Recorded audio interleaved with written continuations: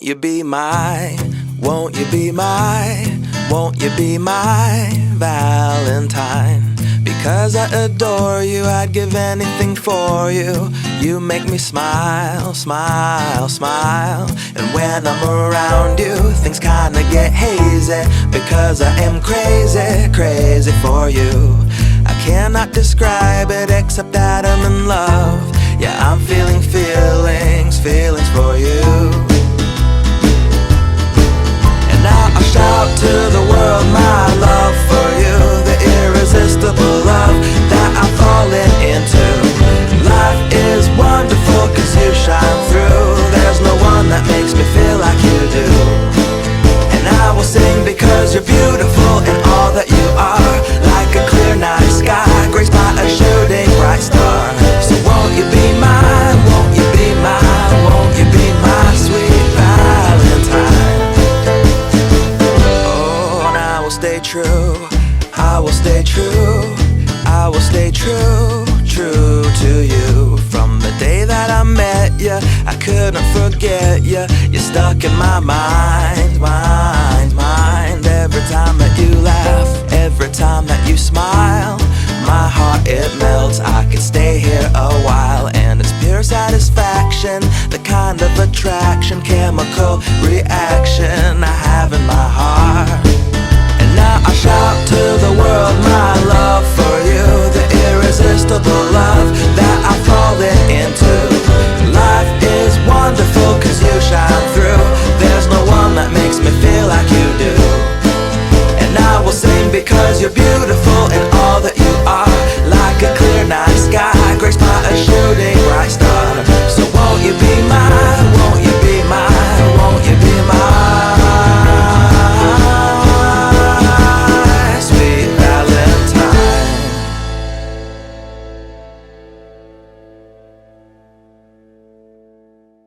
Hey everybody, we are so excited to be with you tonight on this Ash Wednesday and Valentine's Day.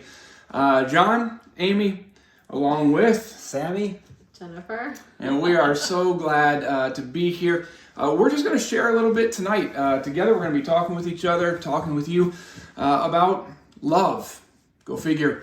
That's what we want Ash Wednesday to be about tonight, and actually through the whole Lenten season, we're going to be talking about love. A little bit more about that in just a little bit, but we wanted to start off and just share a little bit of our own experiences in love, which could go anywhere. We don't really know, but we've all had moments where we've loved well, and times when we haven't loved well. And so we've asked Sammy and Jennifer to share a story. Amy and I will share a story. Obviously, love is not only in marriage; it's in any relationship that we have with people. But so anyway, with that, Sammy, Jennifer, tell us a time when you did well or didn't do well in love. this is a really good. Should I go first? This is a really good story. I can tell you my perspective, and she'll tell you the truth. So we'll have Jen go. We're talking about this today a little bit more, so I think it's gonna be good. We were reminded that we've only been married for a year. And when it came to our first anniversary, which was November 19th, was around the same time we were just moving into this condo. So it was a lot going on. You know, we were doing renovations with the house. It was just hectic. He had work. Me being like 9 months pregnant, like it was just a lot. And I didn't expect much for our anniversary because I knew we were being gifted this home, by God. So I was like, didn't expect much, but I did tell him, I said, buy me flowers. That's all I asked, was just buy me flowers, okay? The only thing. And so the anniversary came around. Again, we were just super busy. He was like stressed at work, and I stepped out and I grabbed like a North Face sweater because he like loves North Face. And then so the day came of anniversary, and I had gifted it to him, and that was it. Like there wasn't any flowers, there wasn't anything, if I'm honest. Yeah. Okay, and I didn't get upset because I knew there was just so much going on. But deep down, I was like, I told him I just wanted one thing, So I failed. so Yes. No, but it is true. But in my defense, just to share with everybody, Yes. You should always have yes. a good defense. Yeah. It's true. I need to. Hey, it was 1 year anniversary. It was an important Yeah. date. There's a lot going on, obviously, Yeah. and I think it happens with men, right, Pastor? That Yeah. putting you into this. For me? It happens to, I think, what happened to me, Yeah. that I just caught up with time. It's just, the November 19th, the day of our anniversary, just sneaked up on me. Yeah. And we had moved in, literally, we closed on the 10th, and then our anniversary was the 19th. We moved in on the 11th, and I was busy in work and all these things. Yeah. Not an excuse, it's Right. not justified, because she did get me something. So I could have made time. Yeah. But it's one of those things where I needed an extra measure of love and mercy from Jen. And fortunately, I did get it. Oh, that's good. Because it could have been one of those things that she could be reminded me all the time. And she doesn't. She just did it today because we were thinking about it. We're thinking of what could we share that could be true. Yeah. But yeah, I felt very loved and No forgiven. record of wrong. Yes. Ooh. Yes. We'll get into that later. Yeah. Indeed. No Indeed, doubt. yeah. I felt very forgiven, but yeah, that's the story where I needed love and mercy, and I was shown that. So I was pretty appreciative of that. It's awesome. Our story is not too far off. Yeah. And I will say, That one. I wish I would have been a little more gracious. I'll admit that now. Well, 25 years later. 25 years later. That's good. Just give it a quarter century. Everything gets better. Got it. Do you want to start? Do you want your version or mine? I don't know. Go ahead. Okay, my version is we were still dating. I think we were engaged. John had said yes to like leading worship at a youth event, which, you know, on Valentine's Day should be pretty excited. Sure. You're serving God. Like, what could be better? And we were doing it together. And we were doing it together. So- we were singing together. Yes. Okay. That's love. Right there. And he had Perfect asked me, date. like, what should we do for Valentine's Day? Because I know I already committed to this. Right. And, you know, I'm like, I don't really need anything. And in my head, I thought, I really don't need anything. But in my head, I also thought, but he's going to do something. That was in my head. Right. Yeah, so I picked Amy up. We're getting ready to go serve Jesus on Valentine's Day. Perfect Yeah, absolutely. What a great, I mean, it couldn't get any more Yeah. loving than that. And we're going, and I can tell things were just, it wasn't angry. It was just, I was thrown off a little bit. Like, well, he showed up and he didn't have anything. so I was kind of Maybe he's waiting Right. till after. Sure. Yeah. So I was like, what's going on? And at least you shared what was on your heart. You're like, I thought it was something. I like, thought you'd do something. something. Even though I said don't do anything. Which then I was in my like, head, well, I thought, I feel you're still gonna do really, something. I feel bad about that. I was kind of like, I've learned since then that it's not, Nothing nothing means- doesn't always mean nothing. Yeah. And so I was like, all right, hey, we just I need to stop by the grocery store on our way to the church. And so we did. And I was like, come on in, let's go. And she was like, what are you doing? What do you need to get? And I knew said, then. I'm going to get you some flowers and you can pick them out. Like, for me, I thought, this is What a way to the save the day. best thing. Yeah. Like, Yeah, you I get get to to pick out my you own get to gift. choose the Yay. flowers that you want. That way I don't fail. And needless to say, we never went into the grocery store, and it ended up being a bit of a rough night. But Yeah. the good thing is, we went through the night. We led the youth group in worship and actually finished, and it was all actually quite good. Yeah. So it ended up being a really good night. Yeah. That's so great. But Now, for the next 25 years, every time it comes to Valentine's Day, we always have a little joke about, like, don't get me anything. Right. yes, Yes. yeah. And that means You better get something. something. You better get something. Just something. Yeah. something. Yeah. I love Chocolate or something. Yeah. No, I don't know. So anyway, yeah. So Wow. tonight, I've gotten something. It's Something. been good.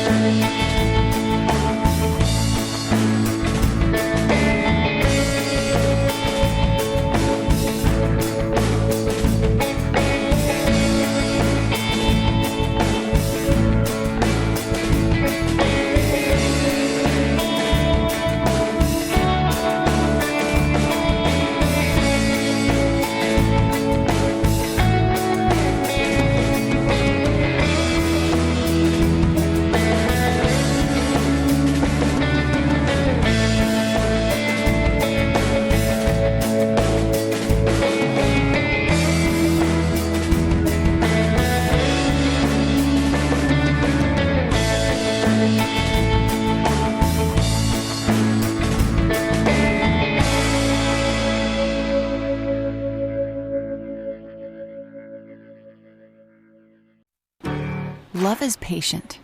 Like not honking the horn when you're already 11 minutes late. Love is kind. It's doing all the chores so she can wake up to a clean house. It does not envy. Being truly joyful when your friend gets the promotion, even if you didn't. It does not boast. Love does not remind your kid of his 20-game losing streak. It is not proud. How about we apologize more often? It is not rude. And let's not value a like over someone's feelings. It is not selfish. Love shares that last cookie. It is not easily angered. It breathes when it wants to scream. It keeps no record of wrongs. Love does not bring up the past, even though right now it'll be really convenient and totally win me this argument. Good night. Love does not delight in evil, but rejoices with the truth. Love doesn't get excited when people get destroyed online. It always protects. Love always stands guard. Always trusts. Always leans into the promises. Always hopes. Always sees what's possible. Always perseveres. Always gets up one more time. Love never fails. And it's always worth it. 1 Corinthians chapter 13 gives us the characteristics, so to speak, of love. I'll just read it. Here's going to be the question.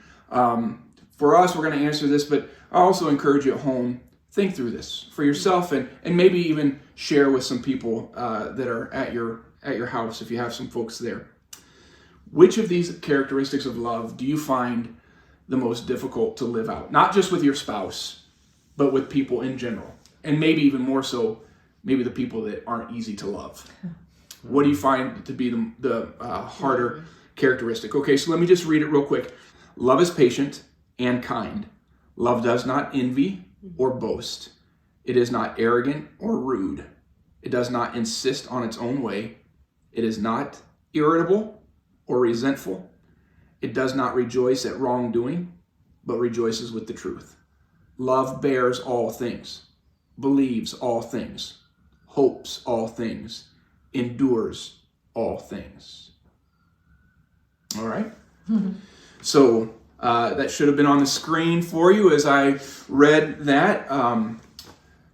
Start with you, Jennifer. Okay. How's that? I had a feeling you were going to pick on me first. For me, the hardest, so I have two, if that's okay. That's fine. Yes. So number one, and it's the first one, patience. I think. Love is patient. Let's stop there. Let's pause. Let's unpackage that for a little bit. And then keeping records of wrong. But I'll talk more of keeping record of wrong when it comes to people. I believe I'm a very forgiving person, and I love to help people that are in need of help, whether it's like family or friends. And you devote so much time and energy and prayer for someone who is in need of help. And for me, it's when the mistake is continuous, that's hard for me to overlook or to forgive and even to love. Because I'm like 3 strikes and you're out type of thing, right? Like that sounds harsh, but I'm being honest. That's kind of like how my mind works. Like I've helped you, I'm helping you, we're chatting and everything. But if you keep doing that, then it's like I can't help you anymore. Therefore, makes me just not want to continue to help. So I would say that's my number one. It's hard to live that. It's hard. So. I talk with talking with people, even like doing premarital counseling, and that one comes up a lot. That, and I wonder if that's why Paul doesn't put it first. Like hits it right in the nose first. Like, oh man, patience. That's tough. Yeah, That is true. Yeah. Sammy, how about for you? Yeah, I'd say I'd say also mainly patient. I've learned and I'm realizing too, because I think you learn a lot about God's love for the people in the church and marriage, right? Because it's a reflection of it in a way. One of the areas that I think I need to grow in, and I'm growing into this a lot, I think I'm I try to be very patient with other people, but then I was realizing that I wasn't as patient like that with Jen. So that was one of those things that God really spoke with me, and I said, man, I need, like, God, give me more patience, because love is patient. And the way I show my wife patience is the way Jesus shows patience to me, right? And yeah, so that would be the main one. But that's something that I'm growing into, to be more patient. And I have been, right? It's just like, please say yes. Come on. That's. I for me, as I'm reading through that list, the one that stuck out to me, it always feels like it changes depending on what season I'm in and the people I'm trying to love. But for me, that it bears all things is tough for me, because sometimes there are some people that you just come across and they've made decisions and they act in certain ways and they've done things where I'm just like, you're not acting loving, and the things that you've done don't warrant love, and it's hard to bear all things in those moments when you're like, this shouldn't even be, and that pushes in on my heart of love bears all things. I guess for me, it's the irritable part of, like, love is not irritable. I feel like it's easy for me. I love my family. I would do anything for the boys, for you, but it's easy for me to just let that irritable side just come out and vocalize that. And sorry, boys, but just have that mom moment of, like, irritability. When your children kind of, like, they get to that age where they start to have their own opinion and voice it. It's easy. It's coming, by the way. Yeah, it's coming. We do have 3, so it's easy to just have your own, like, who's gonna be, like, the top one, who's gonna get the last word in, kind of thing.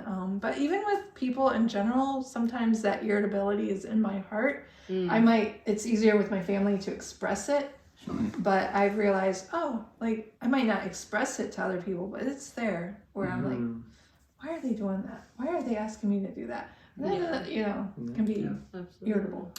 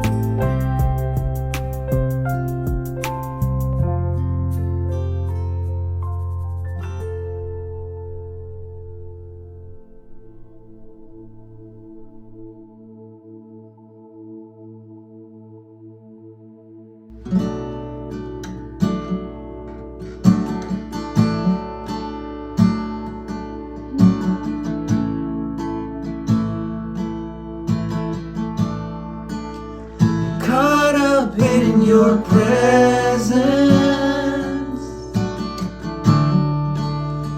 I just wanna sit here at your feet. I'm caught up in this holy moment. I never wanna leave.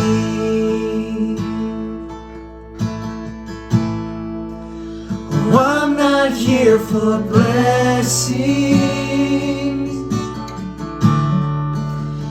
Jesus, you don't owe me anything more than anything that you can do. I just want you.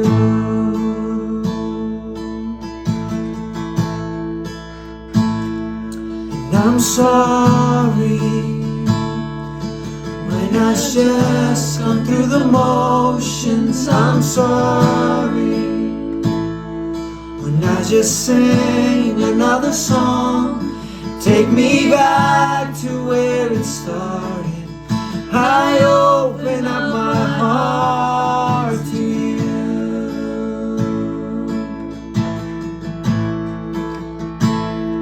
And I'm sorry when I've come with my agenda. I'm sorry when I forgot that you're enough.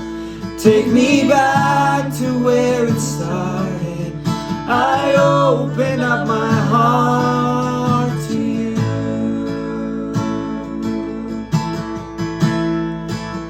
I'm caught up in your presence, Jesus. I just wanna sit here at your feet. I'm caught up in this holy moment. I never wanna leave.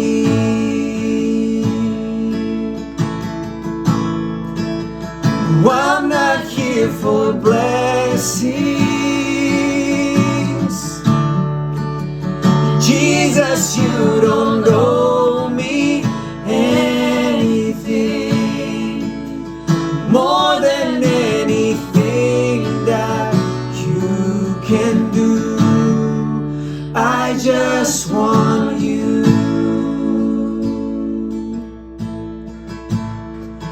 I just want you.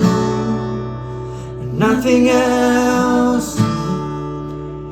Nothing else. Nothing else will do. I just want you. Nothing else.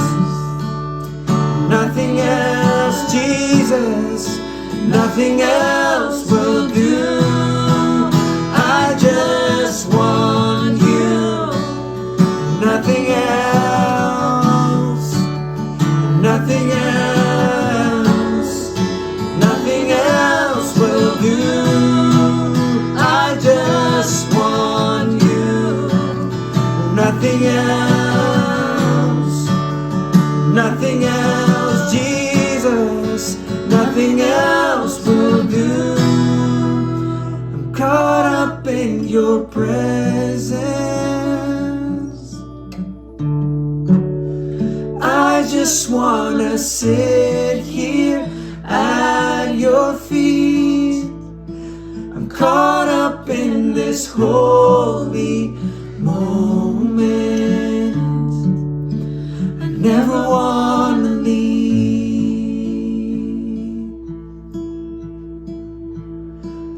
Oh, I'm not here for blessings. Jesus, you don't owe me anything more than anything that you can do. I just want you.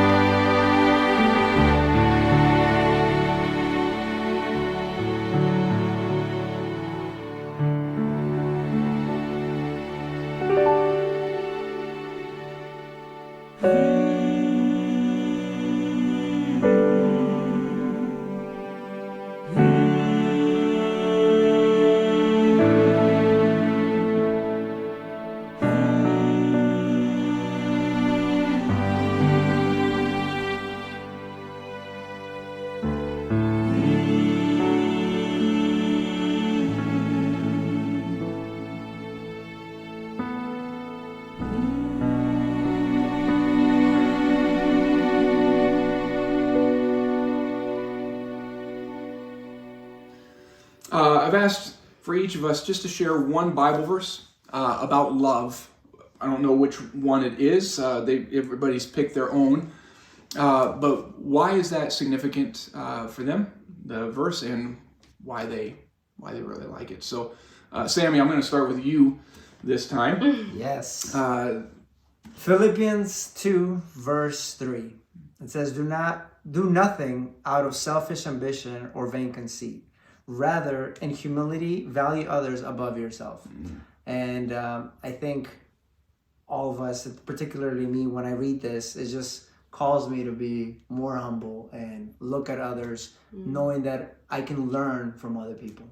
And that God has really talked to me through this, because the Bible says that God loves the humble because he will exalt them. So I want to make sure I always stay humble and hungry, so that way God can use me. So that's the verse that I love. It's good. I love how that also pairs with what you just shared about 1 Corinthians 13, and that humility, but the tension of patience that goes with that. It's powerful. Yeah. So it's a good verse. You picked a good one. Yeah, I want that one. Jennifer? For me, it's Romans 12:10, and it's really simple, and I would even say almost like common sense, but sometimes what's common sense is not really common sense to others. But it's, be devoted to one another in love, honor one another above yourself. So obviously this can go into both marriage and friendship, right? Being loyal to one another, loving one another. And I would even tie it into, loving your partner, loving your neighbor as you would want to be loved, right? And so that is, in talking in marriage, it's like easy to do, but sometimes in relationships that could be a little tough, right? And so that's something that I am working on when it comes to, loving on certain friendships that, maybe it's a little tough to, so I would say that's my top verse right now. Yeah. What I like about that verse that she's reading is when it says to honor, right? And I think that's something that's been lost lately, to honor one another, honor other people. True. And then just, I guess, speak highly of other people, right? Speak well of others. You may not like that person. I've learned that. Sometimes you don't, but there's always good qualities in everybody, right? So just to honor, it's like a big exhortation for us to remember to honor others. I love that. Amy? Yeah. 1 Thessalonians 4, 9 and 10, it says, now concerning brotherly love, you have no need for anyone to write to you, for you yourselves have been taught by God to love one another. For that indeed is what you are doing to all the brothers throughout, they were in Macedonia. We could say Arlington Falls Church. Yes. But we urge you, brothers, to do this, loving each other more and more. And I like that last part of, we know what love looks like because God showed us, and he wants us to just keep growing in that more and more. So, I mean, John and I always talk, each year that we're married, it's like, I love him more and more. I feel more comfortable with him. He's seen way more of my not good side, and my, my flesh coming out, but I love him more and more, and I hope I can display that to him more and more. And then just thinking about with people, our brothers and sisters in the church, that, it's not just, I see you on Sunday, that's good enough, but more and more, what does that look like? I'm challenged in that by reading this. Yes. Wow. I love that. And it almost conveys too, there's not an end to that. Because you're saying you're already doing this so well. Yeah. And now do it more and more. You're like, oh man, but I thought I was doing well. Yeah. You are. Keep going. Keep going. And mine is from 1 John 4:8, which simply, there's more to the verse, but I'm just going to highlight this. God is love. God is love. It says it also in 1 John 4, verse 16. God is love. And just that thought of all that we do, not just because of Valentine's Day, but just who we are. When God dwells in us, He is love. He himself is love. And when that's lived out from us, that's a powerful thing. That aspect as well, that we love because he first loved us. So just the great hope that we have. In fact, during this Lenten season, today, Ash Wednesday, it's the start of this time leading up to the celebration of Jesus' death and resurrection. And so we've got just some weeks coming up here called the Lenten season. And the emphasis is going to be love. In fact, we're going to be going through over the next weeks, we're going to be going through the book of Ruth. And we're going to be talking about unlikely love. And looking in this book and seeing how God's love springs up out of some of the most unlikely situations. And seeing just that, so much of what has already been shared, the love that we can share with others, even when it's not easy, because God loves us. So that's where we're going over this Lenten season. And happy Valentine's Day. Yeah. Happy Happy Valentine's Day. Valentine's Day. Would you be my Valentine? Sure. All right. You don't have to get me in. Yeah. Right. Yeah. That's right. Happy Valentine's Day, and have a wonderful Ash Wednesday, and the Lord bless you.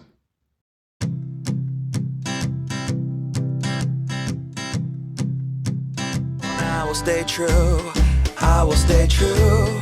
I will stay true, true to you. From the day that I met you, I couldn't forget you. You're stuck in my mind, mind. Every time that you laugh, every time that you smile, my heart it melts. I could stay here a while, and it's pure satisfaction, the kind of attraction, chemical reaction I have in my heart. And now I shout to the world my love for you, the irresistible love that I've fallen into. Life is wonderful cause you shine through. There's no one that makes me feel like you do. And I will sing because you're beautiful in all that you are. Like a clear night sky, graced by a shooting bright star. So won't you be mine, won't you be mine, won't you be mine?